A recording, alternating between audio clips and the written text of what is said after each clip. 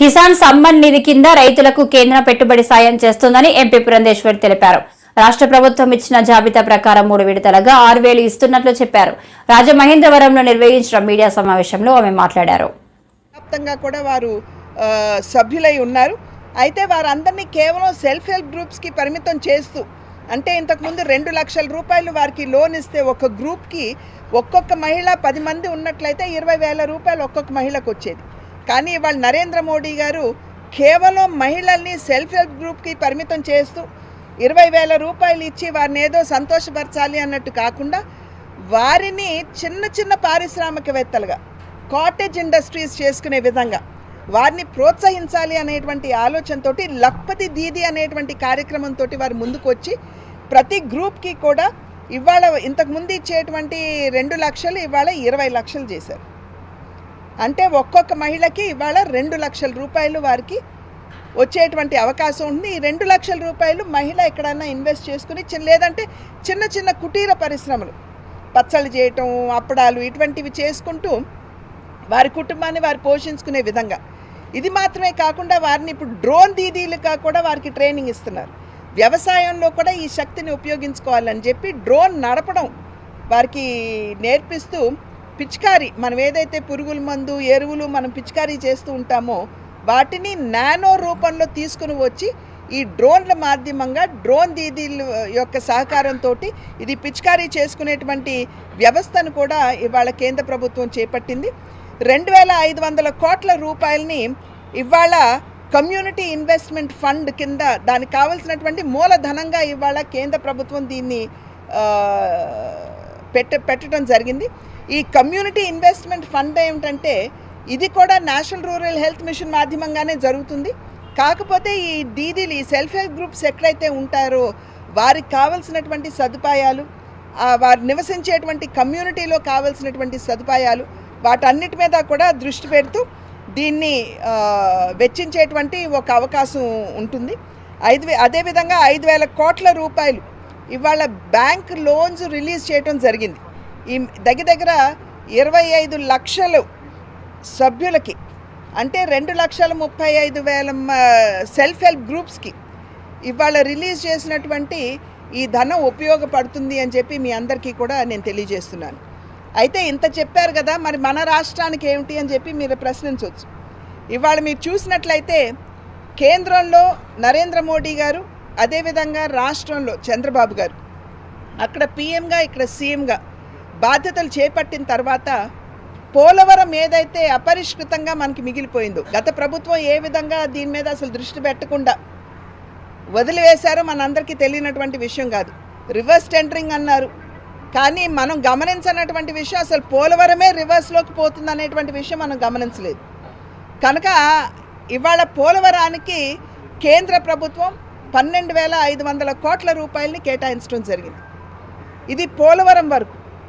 దీనికి తోడు దెబ్బతిన్నటువంటి diaphragm wall పైన కాఫర్ డ్యామ్ నిర్మాణం సరిగ్గా జరగనటువంటి సందర్భంలో వరదలు వచ్చి ఏదైతే కాఫర్ డ్యామ్ పైన డయాఫ్రమ్ వాల్, ఏదైతే డయాఫ్రమ్ వాల్ పైన మనం earth cum rock fill dam కట్టాలో ఆ వైఎస్ జగన్మోహన్ రెడ్డిపై మంత్రి డోలా ఆంజనేయులు తీవ్ర స్థాయిలో విరుచుకుపడ్డారు. గురువారం మీడియాతో మాట్లాడుతూ జగన్మోహన్ రెడ్డి చేసిన పాపాలు పుట్టలో పాములు బయటకు వచ్చినట్టు వస్తున్నాయన్నారు. జగన్మోహన్ రెడ్డి ఒక ఫేక్ ముఖ్యమంత్రి అంటూ వ్యాఖ్యలు చేశారు. చాలా మంది యువత వాలంటీర్లుగా వచ్చారు. నీవు కానీ మీ సలహాదారులు కానీ మన వాళ్ళకందరికీ ఉద్యోగాలు వచ్చాయని చెప్పారు. మీరంతా కూడా నా సైన్యం అనుకున్నారు. కానీ తీరా చూస్తే నీ ఫేక్ ప్రచారం. వాళ్ళకి 2023 ఆగస్టు నుంచి వాళ్ళు సాంకేతికంగా కావచ్చు ఎక్కడ కూడా ఉద్యోగాలు లేరు. 2023 ఆగస్టు నుంచి వాళ్ళ ఉద్యోగాలని రెన్యువల్ చేయలేకపోయారు. మేము రెన్యువల్ చేద్దాము వాళ్ళని, కానీ చూస్తే నిన్న క్యాబినెట్ ముందు ఫైల్ వస్తే నీ డొల్లతనం బయటకు వచ్చింది.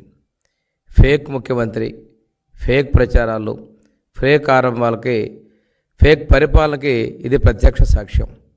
నువ్వు 2,50,000 మందిని నియమించుకున్నావు. ఉద్యోగాలు లేని వాళ్ళని ఒక మోసపు మాటలతోటి రాజీనామాలు డ్రామాలు పెట్టావు. నేను వస్తే మీకు ఇంకా మంచి చేస్తాను, మరింత ఉద్యోగాలు చూపిస్తారని చెప్పేసి తప్పుడు ప్రచారాలు, తప్పుడు మాటలు చేసావు. ఈరోజు చూసుకున్నట్టయితే వాళ్ళ జీవితాలు అగమ్య గోచరంలో పడేసావు నువ్వు. ఈరోజు మేము చేయడానికి కూడా అవకాశాలు లేకుండా చేసినటువంటి ఇది నువ్వు చేసినటువంటి వల్ల వాళ్ళు అనుభవిస్తూ ఉన్నారు.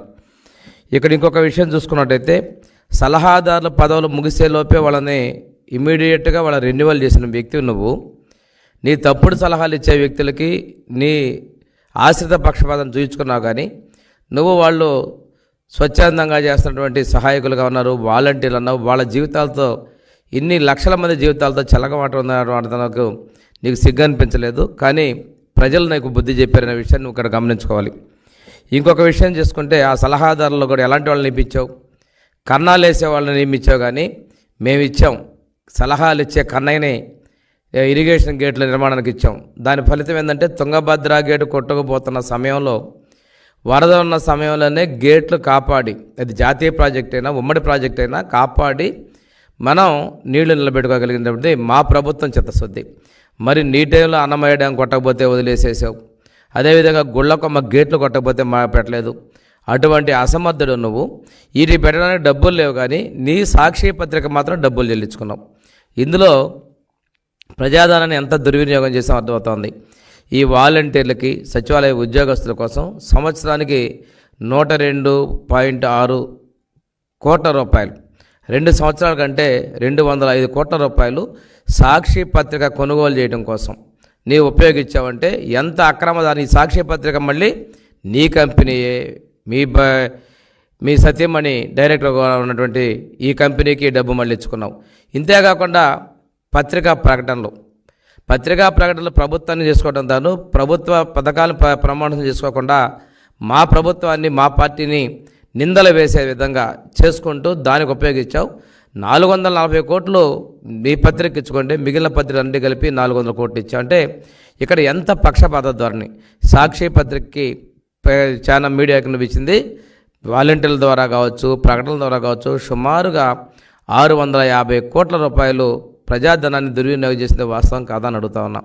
ప్రజలకి కొన్ని పథకాలకు నువ్వు డబ్బులు లేవంటున్నావు, కానీ నీ సొంత పథకాన్ని మాత్రం నిధులు మళ్ళించుకోవడం చాలా దుర్మార్గం అని చెప్పి తెలియజేసుకుంటూ, ఈ రోజున నిన్న తిరుపతి తిరుమల దేవస్థానంలో లడ్ల తయారీలో మనకి విచారణలో జరిగిన వాస్తవాల్ని, ఈ రోజు ఉన్నటువంటి అధికారుల ద్వారా వచ్చిన విషయాన్ని మా ముఖ్యమంత్రి గారు మాట్లాడితే, చాలా కాలం నీ బాబాయ్ చైర్మన్గా వ్యవహరించాడు, ఆశ్రిత పక్షపాతం రుజువు చేసుకుంటూ ఉంటే ఆయన మాట్లాడితే నేను ప్రమాణానికి సిద్ధం అంటున్నాడు. ప్రమాణం వద్దు, నిష్పక్షపాతంగా కుదిరితే నువ్వు ఏదైనా సిఐడి ఎంక్వైరీ, సిబిఐ ఎంక్వైరీలో కోరితే సుబ్బారెడ్డి గారికి బాగుంటుంది.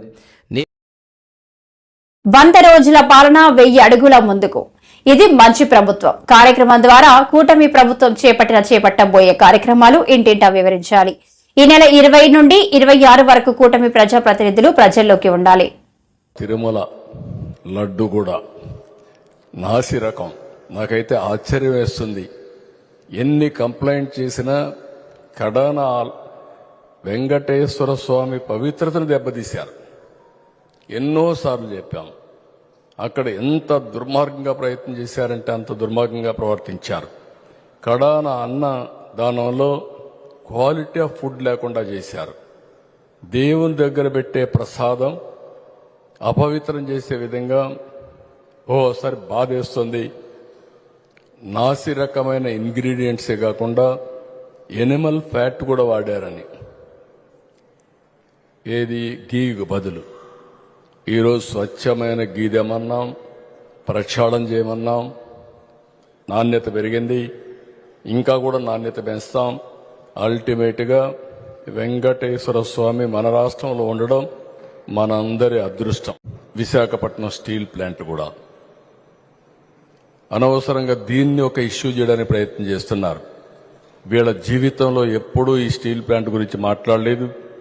ఇంత మునుపు కూడా విశాఖపట్నం స్టీల్ ప్లాంట్ ఇదే మరికి ఇబ్బందుల్లో వస్తే ఆ రోజు కాపాడింది వాజ్పేయి గారి గవర్నమెంట్లో ఎన్డీఏ ప్రభుత్వం. రెండోసారి కూడా మళ్లీ ఇబ్బందుల్లోకి వస్తే దీన్ని కాపాడే బాధ్యత కేంద్రం, రాష్ట్రంలో ఉండే ఎన్డీఏ ప్రభుత్వం తీసుకుంటున్నామని చెప్పి కూడా నేను మీకు తెలియజేస్తున్నా. నిన్న కూడా మాట్లాడాను.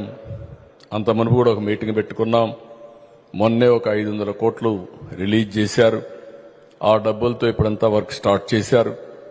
తొందరలోనే అవసరమైతే ఇంకొక మీటింగ్ పెట్టుకొని విశాఖపట్నం స్టీల్ ప్లాంట్ని రన్ చేయడానికి ప్రైవేట్కి అప్పజెప్పకుండా గవర్నమెంటే నిర్వహించడానికి ముందుకు పోతున్నారు. మరొక కార్యక్రమానికి ఏదైతే గ్యాస్ ఇస్తానో, ఉచిత గ్యాస్ ఇస్తానో దీపావళికి శ్రీకారం చుడుతున్నాం. మొదటి గ్యాస్ కనెక్షన్ ఆ రోజు ఇస్తాం, దానికి కూడా శ్రీకారం చుడతాం.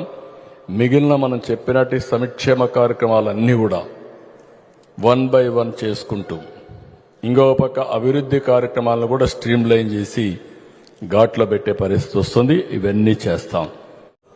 ఇవన్నీ కూడా రైల్వే లైన్స్ కూడా పెద్ద ఎత్తున డబ్బులు పెడుతున్నారు. ఈ సందర్భంలో 5 సంవత్సరాలు విశాఖపట్నం రైల్వే జోన్ వాళ్ళు అడిగిన ల్యాండ్ ఇవ్వకుండా అడ్డం పెట్టే పరిస్థితి వస్తే ఎన్డీఏ ప్రభుత్వం ఇక్కడ వస్తానే అక్కడ ఎన్డీఏ ప్రభుత్వంతో మాట్లాడి ల్యాండ్ ఇచ్చాం. తొందరలోనే రైల్వే జోన్ క్లియర్ కావడమే కాకుండా విశాఖపట్నంలో ఫౌండేషన్ వేస్తామని కేంద్ర మంత్రి హామీ ఇచ్చారు. ఆ సమస్య పరిష్కారం చేసే పరిస్థితికి వచ్చాం. ఏపీ కేబినెట్ కీలక నిర్ణయాలు. కొత్త మద్యం విధానానికి ఏపీ కేబినెట్ ఆమోదం. నాణ్యమైన బ్రాండ్లు అందుబాటులో ఉంచాలని నిర్ణయం. సగటు మద్యం ధర 99 రూపాయలుగా నిర్ణయం. భోగాపురం విమానాశ్రయానికి అల్లూరి సీతారామరాజు పేరు. వాలంటీర్ వ్యవస్థపై సుదీర్ఘ చర్చ.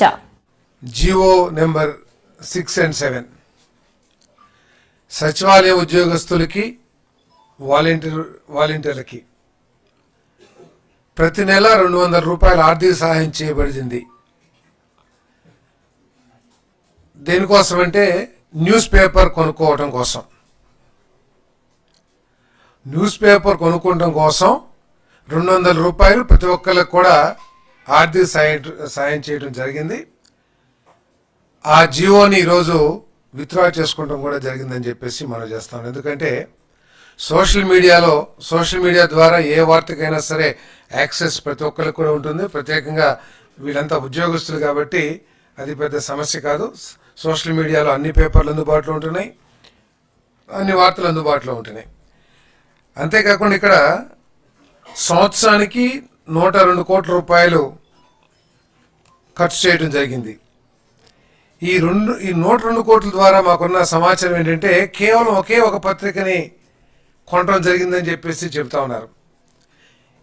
ఏ విధంగా ఇటువంటి ఉత్తర్వులు ఇచ్చారు, ఈ 102 కోట్లు ఏ పత్రికకి లబ్ధి చేకూరింది, ఉద్దేశపూర్వకంగా జరిగిందా లేకపోతే ఏ విధంగా జరిగింది? ఎందుకంటే మాకున్న సమాచారం ఏ ఇతర పత్రికను కూడా ఈ సచివాలయ ఉద్యోగస్తులు కానీ ఈ వాలంటీర్లు కానీ కొన్నట్లు ఎక్కడ సమాచారం లేదు. కాబట్టి ఏ విధంగా జరిగింది, మోడస్ ఆపరేషన్ ఏంటి, ఎందుకు ఇచ్చారు, దీని ద్వారా ఈ సంవత్సరానికి 102 కోట్ల రూపాయలు ఏ పేపర్కి లేతే ఏ మీడియాకి లబ్ధి చేకూరిందో కూడా సమగ్రమైన సమాచారాన్ని అందించమని చెప్పేసి కూడా చెప్పడం జరిగిందని చెప్పేసి, రిపోర్ట్ ఇవ్వమని చెప్పేసి ఆదేశించడం కూడా జరిగిందని చెప్పేసి మనం చేస్తాను.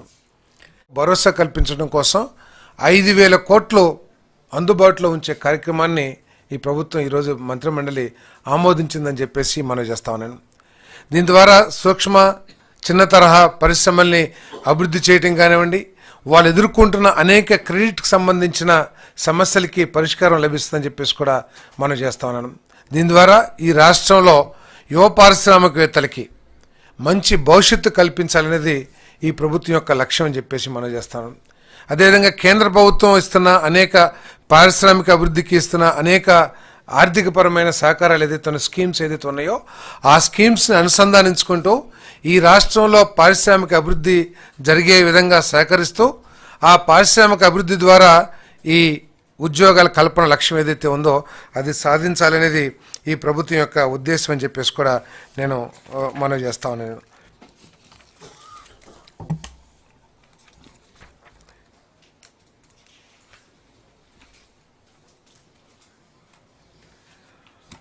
హోంశాఖ మన మాజీ సైనికులు వీళ్ళకి సంబంధించి ఎటువంటి కార్పొరేషన్ కూడా మన రాష్ట్రంలో ఇప్పుడు దాకా ఏర్పాటు చేయలేదు. కేవలం 6 రాష్ట్రాల్లో మాత్రమే ఇటువంటి కార్పొరేషన్స్ని ఏర్పాటు చేయడం జరిగింది. ముఖ్యంగా మహారాష్ట్రలో ఈ కార్పొరేషన్ ద్వారా వాళ్ళందరూ కూడా బాగా లబ్ధి పొందుతున్న విషయాన్ని కూడా ఈరోజు చర్చించడం జరిగిందని చెప్పేసి నేను మనవి చేస్తాను. నేను మరి కార్పొరేషన్ ఏపీలో టెంపుల్ టూరిజాన్ని మరింత అభివృద్ధి చేస్తామని రాష్ట్ర పర్యాటక శాఖ మంత్రి కందుల దుర్గేష్ తెలిపారు. ఆధ్యాత్మిక కేంద్రాల్లో కొన్ని రోజుల పాటు ఉండేలా ఏర్పాట్లు చేస్తామని చెప్పారు. రాజమహేంద్రవరంలో నిర్వహించిన మీడియా సమావేశంలో ఆయన మాట్లాడారు. టెంపుల్ టూరిజం అభివృద్ధికి పెట్టుబడులను ఆహ్వానిస్తున్నట్లు చెప్పారు. దానికి సంబంధించి నేను టూరిజం శాఖ మంత్రిని అయిన వెంటనే ఢిల్లీ వెళ్ళి అక్కడ టూరిజం శాఖ మంత్రి గారిని కలవడం జరిగింది. తర్వాత మొన్న ఒక వారం రోజుల క్రితం బెంగళూరులో సదరన్ స్టేట్స్ సంబంధించినటువంటి టూరిజం శాఖ మంత్రులందరితోటి గజేంద్ర సింగ్ షెకావత్ గారు ఒక సమావేశం ఏర్పాటు చేశారు. ఆ కాన్ఫరెన్స్ కూడా నేను వెళ్ళడం జరిగింది. అక్కడ మన ఆంధ్రప్రదేశ్ తాలూకు టూరిజం అభివృద్ధి గురించి స్పష్టంగా వారికి వివరించడం, దాని ప్రకారం ఇవాళ స్వదేశీ దర్శన్ అనేటువంటి కేంద్ర ప్రభుత్వ పథకం ఒకటి, ప్రసాద్ స్కీమ్ అనేటువంటి మరొక పథకం ఒకటి, ఈ రెండు పథకాలు కూడా ఇవాళ రాష్ట్ర ప్రభుత్వాలు చేపట్టే కార్యక్రమాలకి సపోర్ట్గా నిలబడతా ఉన్నాయి. దానికి సంబంధించి ఏం చేయాలనేటువంటి అంశాల మీద కూడా క్షుణ్ణంగా చర్చించడం జరిగింది. దానికి డిపిఆర్లు తయారు చేసి రేపు అక్టోబర్ 15వ తారీఖు కల్లా ఆ డిపిఆర్లు కేంద్ర ప్రభుత్వానికి సబ్మిట్ చేయాలి. సబ్మిట్ చేస్తే రాబోయే రోజుల్లో మనకి రాష్ట్రంలో టూరిజం సర్క్యూట్స్ ఏర్పాటు చేయడానికి కొన్ని ప్రాంతాలను కలుపుకొని, అదేవిధంగా ఒక మెగా టూరిజం ప్రాజెక్ట్ని అమరావతిలో ఏర్పాటు చేసుకోవడానికి మేము అన్ని రకాలుగా కూడా ప్రణాళికలు సిద్ధం చేస్తూ ఉన్నాం. వీటిని అక్టోబర్ 15వ తారీఖు కల్లా కేంద్ర ప్రభుత్వానికి అందించి కేంద్ర ప్రభుత్వం ద్వారా ఆమోదం తీసుకుని వెంటనే పనిలోకి దిగడం జరుగుతుంది. ఇందులో ప్రధానంగా మీకు 4 డెస్టినేషన్స్ మనం ఆంధ్రప్రదేశ్లో ఫైనలైజ్ చేసాం. దీనికి మొత్తంగా 250 కోట్ల రూపాయలు, అంటే ఒక్కొక్క ప్రాజెక్టు 100 కోట్లకి పెంచకుండా ఉండాలి. 250 కోట్ల రూపాయలు కేటాయించడానికి దీనికి ప్రత్యేకమైనటువంటి scheme for special assistance to states for capital investment, sassy అంటారు దాన్ని. సాసీ ద్వారా ఇవ్వడానికి కేంద్ర ప్రభుత్వం ముందుకు వచ్చింది. దానికి సంబంధించి 4 డెస్టినేషన్స్ మనం రెడీ చేసాం. ఐకానిక్ టూరిస్ట్ సెంటర్స్ ఒకటి శ్రీశైలం నంద్యాల శ్రీశైలంలో ఉన్నటువంటి టెంపుల్ టూరిజంతో పాటు అక్కడ ఉన్నటువంటి టైగర్ రిజర్వ్, మన పుల్లు రిజర్వ్ ఉంది అది, దాంతోపాటు అక్కడ ఉన్నటువంటి వాటర్ ఫాల్స్ ఇవన్నీ కలుపుకుని ఒక సర్క్యూట్గా తయారు చేసి అదొక ఐకానిక్ టూరిస్ట్ ప్లేస్గా తయారు చేయడానికి ఒక ప్రతిపాదన చేస్తూ ఉన్నాం. దాంతోపాటు అఖండ గోదావరి పేరుతోటి మన ప్రాంతమైనటువంటి ఈ తూర్పుగోదావరి జిల్లా, కాకినాడ జిల్లా, అదేవిధంగా కోనసీమ జిల్లా, దాంతోపాటు పక్కన ఉన్నటువంటి మన పశ్చిమ గోదావరి జిల్లాలో కొన్ని ప్రాంతాలు కలుపుకుని అఖండ గోదావరిగా అదొక ఐకానిక్ టూరిస్ట్ ప్రాంతంగా తయారు చేయడానికి ఈ స్కీమ్ కింద, సాసీ స్కీమ్ కింద, దాంతోపాటు సూర్యలంక బీచ్ కారిడార్, బాపట్ల ప్రాంతంలో ఉన్నటువంటి సూర్యలంక బీచ్ కారిడార్ని డెవలప్ చేయడానికి, చాలా అద్భుతమైనటువంటి బీచ్ కారిడార్ ఉన్నటువంటి ప్రాంతం బాపట్లలో సూర్యలంక పేరుతో ఉంది. దాన్ని అభివృద్ధి చేసి అక్కడ రిసార్ట్స్ నిర్మించి దాని ద్వారా ఆ కారిడార్ని కూడా డెవలప్ చేయాలని అదొక 3వది. 4వది సంగమేశ్వరం నంద్యాల జిల్లాలోనే ఉంది ప్రస్తుతం. ఆ సంగమేశ్వరాన్ని కూడా టూరిజం స్పాట్గా డెవలప్ చేయాలనేటువంటి ఆలోచన. టోటల్ అసిస్టెన్స్ ఈచ్ స్టేట్కి ఈ స్కీమ్, సాసీ స్కీమ్ కింద 250 కోట్లు ఇస్తుంది కేంద్ర ప్రభుత్వం. అయితే దీన్ని ఈచ్ ప్రాజెక్టు 100 కోట్లు పెంచకూడదన్నారు. మనం స్పెషల్గా ట్రై చేసి 400 కోట్లు అవుతుంది. దీని ప్రకారం చూస్తే 400 కోట్లని సాధించడానికి మన ముఖ్యమంత్రి గారు, ఉప ముఖ్యమంత్రి గారు, మేము కూడా ప్రయత్నిస్తూ ఉన్నాం. అక్టోబర్ 15 కల్లా మినిస్ట్రీ ఆఫ్ టూరిజం వారికి డిపిఆర్లు ఇచ్చేస్తాం, డీటెయిల్ ప్రాజెక్ట్ రిపోర్ట్లు ఇస్తాం. ఇచ్చి వాటి ద్వారా ఆమోదం తీసుకొస్తాం. వెంటనే కూడా దాన్ని ప్రారంభించడానికి కూడా వారు సిద్ధంగా ఉన్నారు. ఇక్కడ మనం చేస్తున్నది ఏంటంటే, ఇప్పుడు ప్రధానంగా మనం చేస్తున్నటువంటి కార్యక్రమం శ్రీశైలమే తీసుకుంటే మీరు ఇప్పటి వరకు మనకు ఉన్నది ఏంటంటే, అక్కడికి వెళ్ళటం, బ్రహ్మరాంబ మల్లికార్జున స్వామిని దర్శనం చేసుకోవటం, వీలుంటే ఒక పూట ఆ సత్రాల్లో ఉండటం, తిరిగి వచ్చేయటం. ఒక పూటకే పరిమితమైనటువంటి ఆ టెంపుల్ టూరిజం, పిలిగ్రిమ్ టూరిజం ఏదైతే ఉందో దాన్ని ఒక 2-3 రోజులు ఎక్స్టెండ్ చేసే విధంగా. కాంట్రాక్టు కార్మికులందరినీ పర్మనెంట్ చేయాలి. సెప్టెంబర్ 30 మహాధర్నాలో పాల్గొనండి. దేశవ్యాప్తంగా కేంద్ర రాష్ట్ర ప్రభుత్వ మరియు ప్రైవేటు సంస్థల్లో పనిచేస్తున్న కార్మికులందరినీ రెగ్యులర్ చేయాలని కోరుతూ సెప్టెంబర్ 30వ తేదీన జీవీఎంసీ గాంధీ విగ్రహం వద్ద మహాధర్నా జరుగుతుంది. పెద్ద ఎత్తున దేశవ్యాప్తంగా కాంట్రాక్టు, అవుట్ సోర్సింగ్, పర్మనెంటేతర స్వభావం ఉన్న పనులు చేస్తున్న వాళ్ళందరినీ పర్మనెంట్ చేయాలి అన్నది మా డిమాండ్ అండి. స్టేట్ గవర్నమెంట్లో కాంట్రాక్ట్ వ్యవస్థ ఉంది, అవుట్ సోర్సింగ్ వ్యవస్థ ఉంది. యూనివర్సిటీ లాంటి చోట అయితే 28 రోజుల వ్యవస్థ ఉంది, తర్వాత ఏమో ఓచర్ పేమెంట్ ఉంది, తర్వాత ఏమో టైం స్కేల్ పద్ధతి ఉంది. ఇలా రకరకాల పద్ధతుల్లో పనిచేస్తున్నారు. ఇప్పటికీ డైలీ వేజ్ ఉంది, వారానికి పేమెంట్ చేస్తున్న వాళ్ళు ఉన్నారు. ఇన్ని రకాల పద్ధతులు ఉన్నారు. అసలు వర్కర్స్గా గుర్తించిన స్కీమ్ వర్కర్స్ కూడా ఉన్నారు. ఆశా, అంగన్వాడీ, మిడ్ డే మీలు, ఆర్పీలు, వివోఏలు, వీళ్ళందరూ అసలు వర్కర్సే కాదు. కానీ వీళ్ళందరూ చాలా వాల్యుబుల్ పనులు, వాల్యుబుల్ సేవలు ప్రభుత్వానికి, ప్రజలకి చేస్తున్నారు. కాంట్రాక్ట్ పద్ధతిని పెంచుతున్నారు. కాంట్రాక్ట్ కన్నా దుర్మార్గమైన అవుట్సోర్సింగ్ పద్ధతిని పెంచుతున్నారు. పర్మనెంట్ ఉద్యోగస్తుల్ని, కార్మికుల్ని తగ్గిస్తున్నారు. దీనివల్ల దోపిడీ విపరీతంగా పెరుగుతోంది. ఈ దోపిడీని ఆపాలి. చట్ట ప్రకారం వీళ్ళందరినీ పర్మనెంట్ చేయాలి. సుప్రీంకోర్టు తీర్పులు ఉన్నాయి, గవర్నమెంట్ ఇచ్చిన చట్టాలు ఉన్నాయి. ఈ చట్టాలన్నిటి ప్రకారం వీళ్ళందరినీ పర్మనెంట్ చేయాలి, ఈ దోపిడీని ఆపాలి, కాంట్రాక్టు, అవుట్సోర్సింగ్ సిస్టమ్నే రద్దు చేయాలి అని చెప్పి మేము సిఐటియుగా సెప్టెంబర్ 30న దేశవ్యాప్తంగా ధర్నాలు చేస్తున్నాము.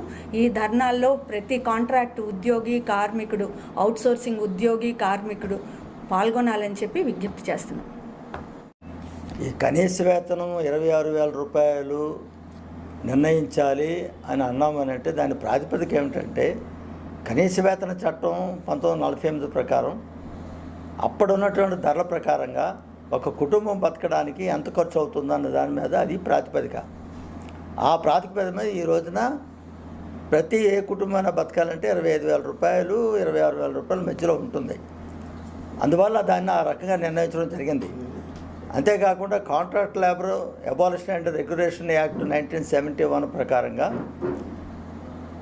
పెరీనియల్ జాబ్ అంటే శాశ్వత స్వభావం ఉన్నటువంటి పనుల్లో కాంట్రాక్ట్ విధానాన్ని రద్దుపరిచి వాళ్ళని రెగ్యులరైజ్ చేయాలని చెప్పి సెక్షన్ 10(1) అన్నది చెప్తోంది. ఆ ప్రకారంగా చేయాలి. గతంలో బీఎస్పీ కానీ కోరమాడలోని క్యాంటీన్ కాంట్రాక్ట్ వర్కర్స్ని రెగ్యులరైజ్ చేశారు ఆ యొక్క సెక్షన్ ప్రకారంగా. ఆ తర్వాత వచ్చినటువంటి ప్రభుత్వాలు దాన్ని అమలు చేయకుండా దాన్ని అడ్వైజరీ కమిటీని రద్దు చేశారు. ఎవరు? చంద్రబాబు నాయుడు గారు రద్దు చేశారు. అంచేత advisory committee, contract labour advisory కమిటీని మళ్ళీ నిర్ణయించాలని చెప్పేసి ఏర్పాటు చేయాలని, ఆ రకంగా రెగ్యులరైజ్ చేయాలని చెప్పేసి మేము